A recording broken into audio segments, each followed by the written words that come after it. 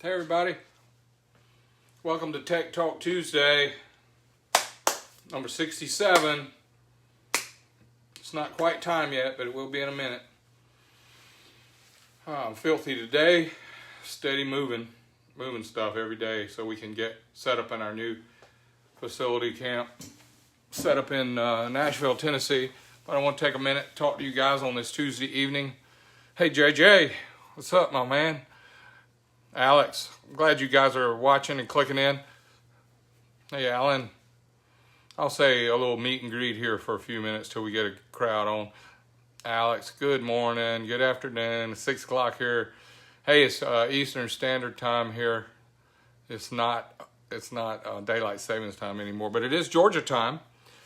Hey David, hey Scott. I'm in Americus, Georgia still at Star Racing, and I will be here for this Tuesday Tech Talk. I will probably be here. Roger, Phil, Scott, David, thank y'all. I'll be here probably next Tuesday as well because the job is a little bigger than we thought. And if you follow me on my Facebook page here on Facebook at George Bryce and watch, I put photos and videos up of the magnitude of this move that we have going here. Jackie and Nana and Grandpa and Boots and the cat, they all loaded up and went to Tennessee, bought a place in Hendersonville, South Carolina. Almost messed up. In Hendersonville, Tennessee, not South Carolina, not North Carolina, Tennessee. Sorry. It's been one of those days, and I wanted you guys to know, Vince and Darren, Alex, all you guys, John, I wanted you guys to know that I guess the older I get and the harder I run the engine in me and in here, and I guess this is our hard drive or a microprocessor. It starts running a little bit on the, well, let's see, looking at it from your view, it starts running on the E. And I can feel that it ran out of a little bit of bandwidth today. So if I'm not sharp as a tack, I got an excuse, or I'm going to try and use it anyway. I just wanted to tell you how much I'm very thankful for you guys coming in to watch Tech Talk. I do have technical stuff to tell you, but I wanted to tell you also that I am here. We are selling and moving stuff every day. And I want to do a quick walk around in the shop so I can show you a little bit of all the action that's going on. And if you'll stay tuned with me through it for just a few minutes, I have some really good stuff to tell you about the historical side of how we learn to do the things we do. And it's a lost art of figuring the cross-sectional area so that we can do the math to figure out some speeds.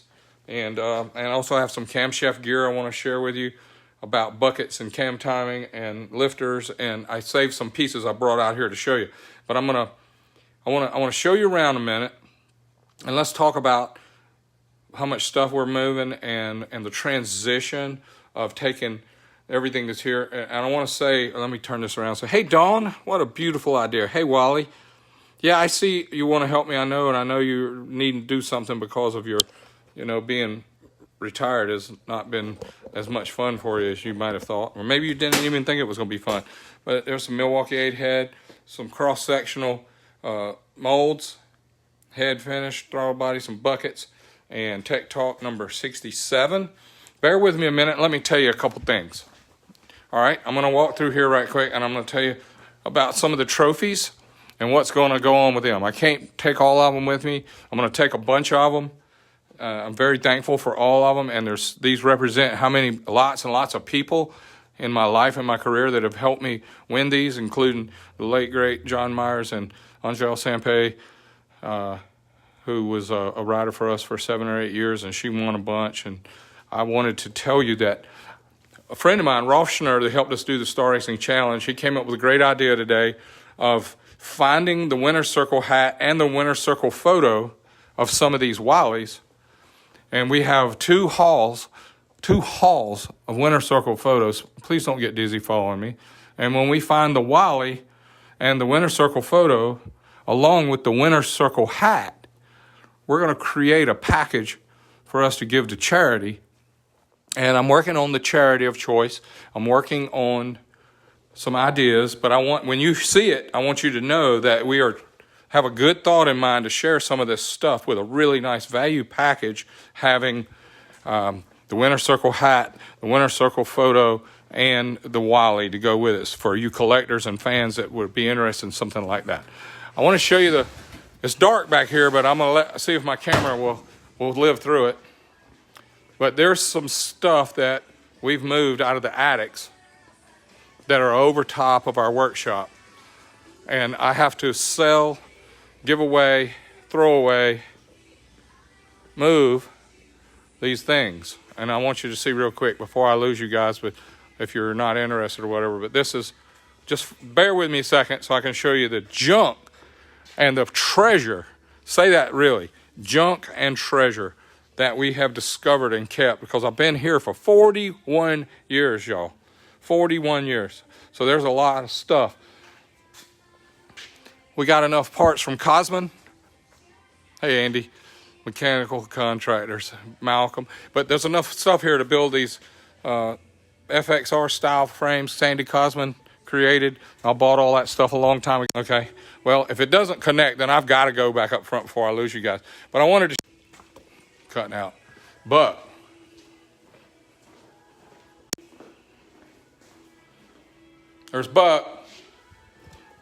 there's some engines.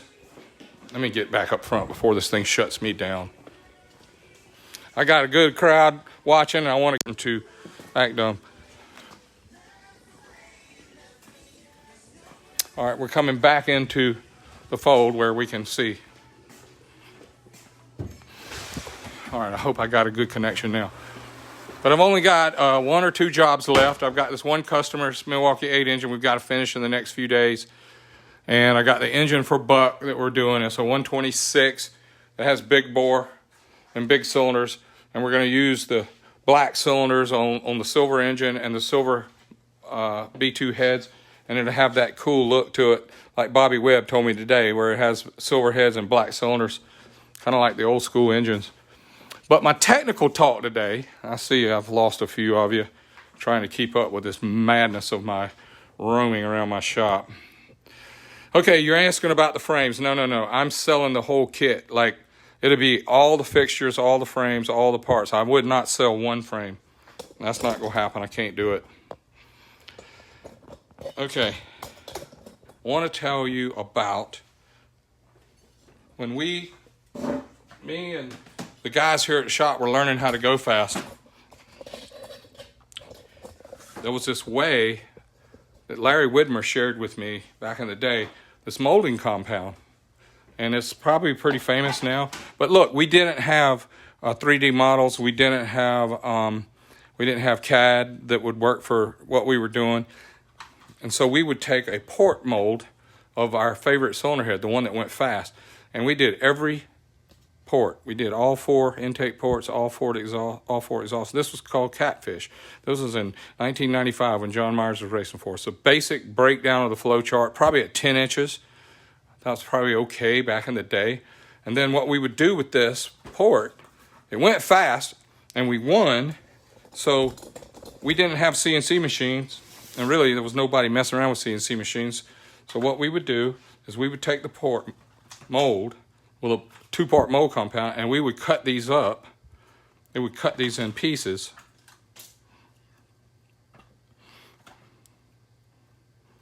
This is the port mold, and then we would section it. And we would cut these pieces, and then we would take this and trace it on graph paper, and then count the little squares in the graph paper to give us the, and then we could figure the cross-sectional area so we would know. Answer questions we didn't know. So what we did was, I don't know if you can see this, but we have these cases that I found upstairs when we were moving, where we took all of these engines that John Myers won with. Hey, Rich.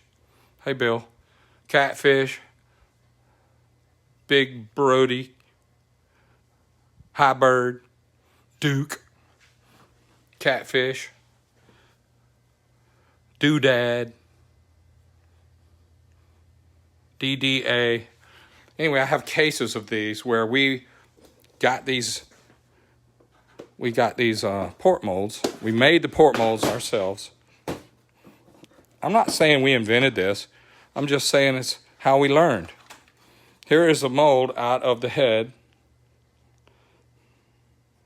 This is the exhaust port. Here's the flow chart. Catfish. Look at the cam lift, 400, 500, 550 lift. That was a 37 millimeter exhaust valve back in the day. And I'm gonna draw a little picture of how we figured it. All right, I'm gonna stand this up because I'm flopping around and I know y'all gonna get dizzy watching me flop around. I got a little tripod here. Hang on, I'm getting it. All right, I'm gonna point it at the table. All right, here we go. We would take the port mold of one of the ports like this, where we slice it. And we would take it and put it on graph paper. Okay, graph paper was like 100 of these. And each one of them was, I think it was a millimeter. And then we would take this and lay it on there, and then we would trace around it. This sounds so crude. But we would count the squares. 1, 2, 3, 4, 5, 6, 7, 8. That's 8.5, and that makes 9. So that would be 9 squares, just using this as an example. So the math would help us get whatever that was to come up with cross-sectional area of that part. And the better we got at it and the more we learned, we would do a port like the whole port. Here's a port shape of a port mold, where the valve was, short turn, and then the carburetor goes on. So we would have this, and we got really good at it, and we would slice them up every 100 thou, like this. And then we would trace each slice and figure the cross section. And then we would learn where our biggest part was, which it seems like it would be here, and the smallest part seems like it would be here. Well, once we learned that, we were able to go in and build a port shape that didn't follow that. So we came up with this, like catfish. I'll give you an example. Catfish. You would think that since the side view of catfish would be, pinched, because the valve spring was here, valve spring goes here, short turn is here, and it was really nice, and the carburetor would go here. Then you could lay it over here this way, and you can see we found out that it was too tight here, which is obvious. So we would put the cross-section in the width so that we would have a cross-sectional area that would look like, if you did a cross-sectional area map, it would look like, there's the graph, and you would be going this way every 100 thou, 100, 200, 300, like a dyno sheet, to the full length of the port. And we wanted it big at the carburetor, and we wanted it at the valve this size. So we would make each cross-sectional piece shaped to where it would taper. And this doesn't look like it would do it. Look at this. This looks tapered the wrong way. It looks smaller here and bigger here and bigger here. That's the illusion of the way the port looks. But if you turn it this way, it looks tight here and big here and big here. And in reality, once you cross-sectional area, study each piece and map it out and come up with the area, we would find out where to make it bigger and where to make it smaller to get the airspeed we wanted. And it was all part of an experiment. But it was cool to learn, and I found all these things cleaning up so I could share it with you. All right? Anyway, that's that part. I'll put these back in their little rack. Don't ask me what I would do with them, because I wouldn't have a clue what to do with them after all this time. Now, these are some buckets that we had made. 1999, we had the first radius buckets for Suzuki. This is a really gentle radius, and it's a dome because we didn't know how to keep the bucket from rotating. Now, the guys, Vance and Hines, got a nice shoe, and then got the head machined where the shoe fits down in there to keep it from rotating, and they build a little bridge on the top of the bucket like this. There's your bucket. And if you guys run Pro Stock, know what I'm talking about. But if you turn this sideways, cross-sectional area, it has a bridge on it that looks like that. This is flat. And this is the 3-inch radius. Now, the 3-inch radius would be a small slice of a big ball. So if the ball's this big, and then it's got this is the radius off of it. Now, it's not a good picture of it, but that's the idea. Anyway, when we started working, Kip at Cam Motion was helping us back in the 90s and back in the early 2000s when we had really nice funding. Team Winston was a great sponsor for us, and we were able to spend money on going fast. So we had these buckets made, and the last ones that we had that were really fast made them out of mild steel. I mean 8620 or just some cool steel that got them heat treated, polished like chrome, and then DLC coated. And in 1999 and 2000, DLC coating was really big in the military and aerospace, but it wasn't that big in our racing world. So we felt like we were really blazing trails trying to come up with some cool stuff like this. But this is a regular 650 style bucket with a radius dome on the top of it. And the reason that worked for us, and I'm going to draw a little picture to show you how, see if you can see me, is everybody's bucket was flat on top like that. And when you put the cam on,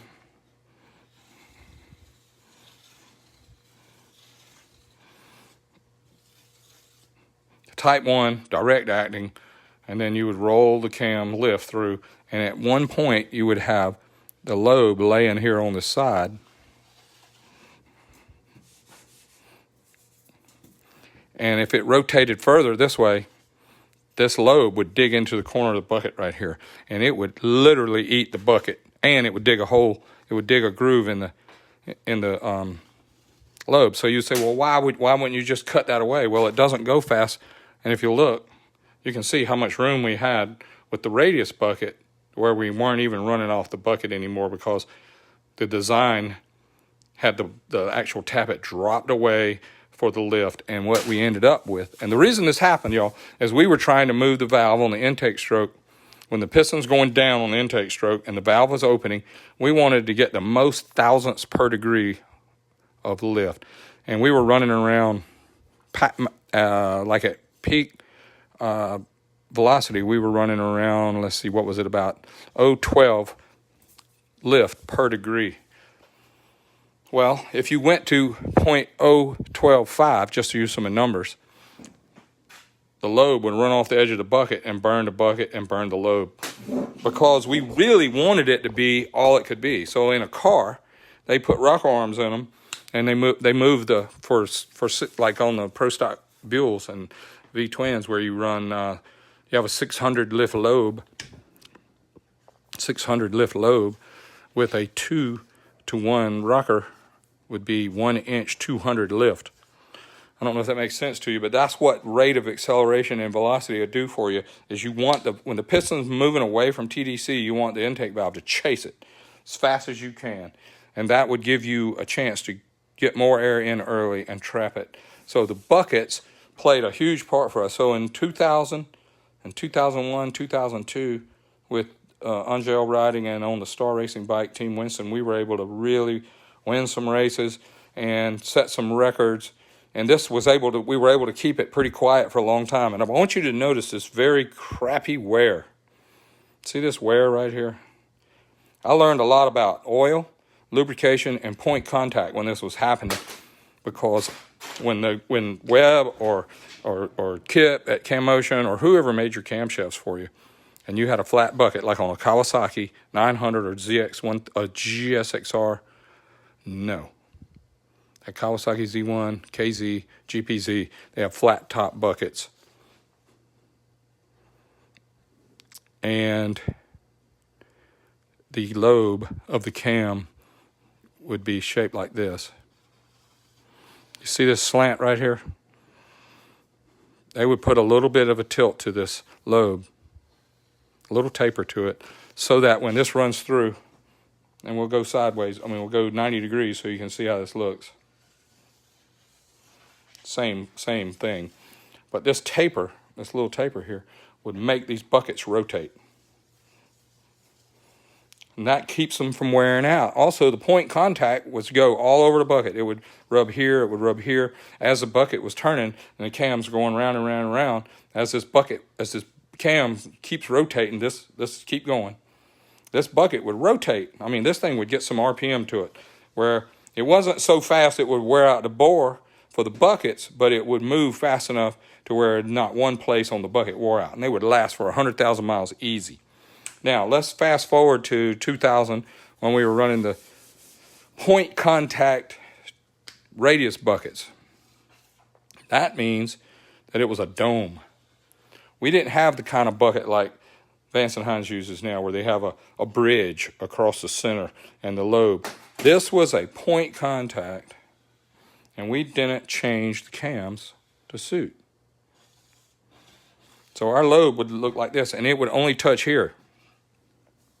And if you blow this up really big under a microscope, you got a dome this big, and you got a lobe this big. This is blowing it up really big. So this is a big 700 lift cam right here. And this is a 3-inch radius bucket right here. And the only thing that would touch this whole cam and this whole bucket, the only thing that would touch was right there, about this big. So you have 400 pounds on the seat, spring pressure, or 600 pounds open. I mean, not 400 on the seat. Say 500 or 600 pounds open pressure.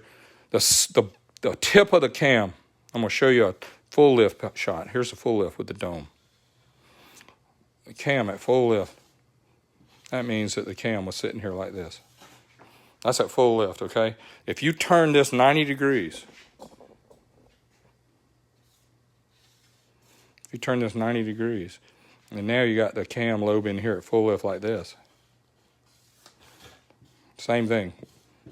The only thing it touches is right here.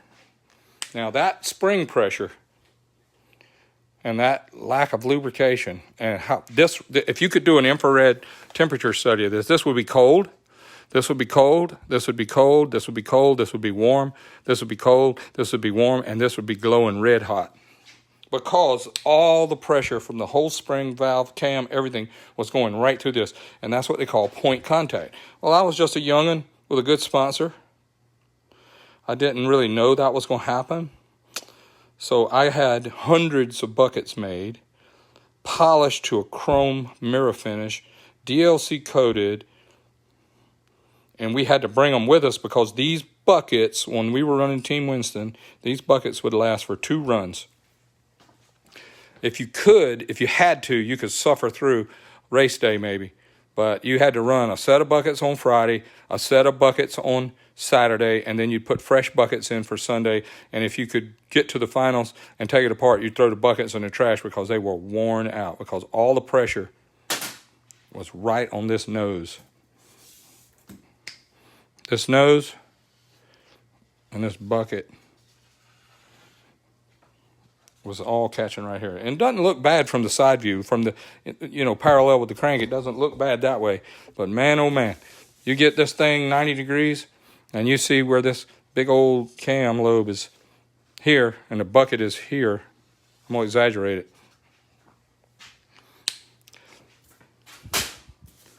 It makes sense now, but let me ask you about this. If you have a ball bearing on the table and you put the ball bearing on the table, how much of the ball is touching the table? This much. If you have a double-sized ball bearing, how much of it's touching the table? Same. If you have a triple-sized ball bearing, how much is touching the table? Same. Doesn't matter how big the ball is. Doesn't matter how big the table is. The point contact is only this one little spot. And that's how we learned about burning stuff up. And the rest of the story is we were running, we messed up a bunch. Oh yeah, we put every kind of oil. We tried, that's when like Royal Purple was growing and Dave Ward was helping us. Dave Ward was one of the guys that was helping at Royal Purple, and it really created a market for him. It created a company for him to make lubricants that could live in that environment. So when we changed over to the V-twins, the S&S engines, that same type of situation went into the push rods, because the push rods take 1,000 pounds on the seat, 400 pounds, 400 pounds on the seat, 1,000 pounds open, 2-to-1 rocker. The point contact pressure on that push rod, the tip, that tip on the push rod sees more pressure on that 1 square millimeter of area than anything else in the engine, more than the main bearings, more than the rod bearings. So that if your oil, if your push rod's with a over an inch lift and you're turning it 10,500 and your the tips of your rocker arms are staying pretty and shiny and polished, your oil is pretty awesome. But anyway, I just wanted to share that with you and tell you about Tech Talk Tuesday number 67. I think that's about got us in the books. Remember that we do have a lot of stuff here, and if you watch my Facebook page and see that I am moving stuff, I'm selling stuff, I'm giving stuff away, and I'm thankful that I've had such a great career. I'm thankful that we've been able to do the things in my life, in my racing career at Star Racing. I have been able to drive it, have it, do it, go there, ride it, be there, be a part of it, set it, tear it up, blow it up, have it. I've been very thankful. And now I'm going to move on to another part of my life, and I'm going to give the glory to the good Lord, and I have an opportunity to create some charity opportunities with the things that I've been blessed with. So when we put a package together and you see it, it's not for me that's going out of business, because I'm not. I am relocating. My focus is the same, making power and doing what we said we were going to do and give the good Lord glory. But I wanted to share with you that we will come up with some packages. We'll come up with some cool ideas. And like I said, Ross Schnurr came up with a great plan that we can find the hat and the photo to go with the Wally. We will put that up for sale, and we'll do a little bit maybe bidding or something, and we'll be able to put some money into a great charity. And I'm going to share with you as soon as that becomes more focused, because we're looking at several different ways to make it the most impact. But thank y'all. God bless y'all. Thank y'all so much for all these opportunities. I'm truly blessed. Y'all watch again. I'll be on here some more, and Tech Talk 68 will probably still be right here. Thank y'all. Love you.